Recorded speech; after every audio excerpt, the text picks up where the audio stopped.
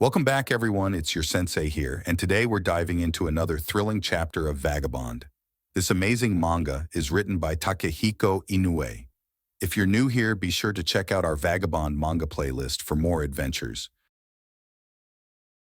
Chapter 7 begins with a tense atmosphere. As the Tsujikaze gang are back for revenge, Takezo and Matahachi leave behind Akemi at the riverbank as they run towards Oko's house. Akemi is left behind and remembers Takezo's decision to become a vagabond. She wishes to go with Takezo.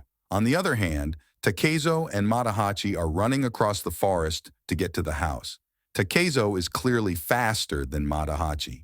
Matahachi doesn't want to be left behind. Moreover, he doesn't want to be alone. Takezo enters the house with only a stick as his weapon. Matahachi does not accompany Takezo inside the house. He is afraid since they are outnumbered by the gang inside and calls Takezo crazy because he might get himself killed. He even realizes he has no weapon to fight with since he left his katana inside the house.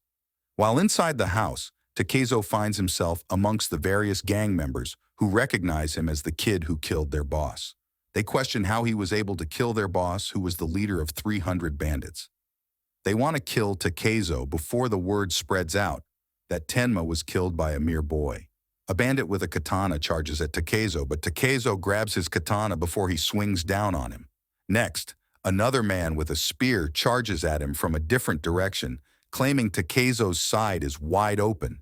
Takezo simply lets the other bandit get stabbed by the man who charged him with the spear. Meanwhile, Matahachi is trying to face his fears by claiming that the Tsujikaze gang is just a bunch of worms.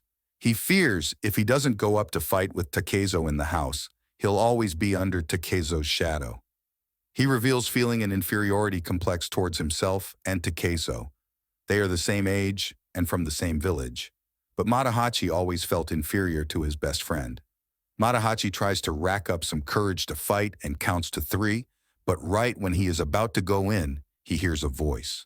The voice belonged to Oko, and she described how she escaped the house when she felt something bad would occur.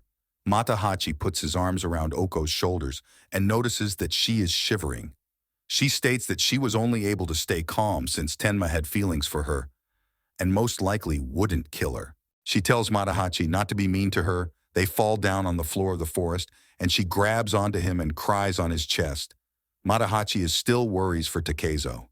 On the other hand, Takezo is killing the other bandits by using their own weapons.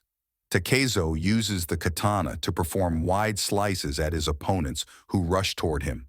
Another bandit charges Takezo with a spear, but is only able to rip off a piece of Takezo's clothing. He uses his katana to cut off the arms or hands of his opponents and even beheads some of them with a clean slice. While fighting, Takezo yells for Matahachi, asking him to give a sign if he's still alive. Matahachi is having sex with Oko instead of helping his best friend. Takezo has killed all the bandits savagely. The corpses are mutilated and multiple crows are present. Takezo steps out of the house. He finds Oko's comb and a piece of clothing. He realizes what Matahachi has done while he was fighting all by himself. And that's the end of this chapter. If you found this manga reading enjoyable, don't forget to show your support by giving it a thumbs up and hitting the subscribe button for more content like this. Stay tuned for the next chapter.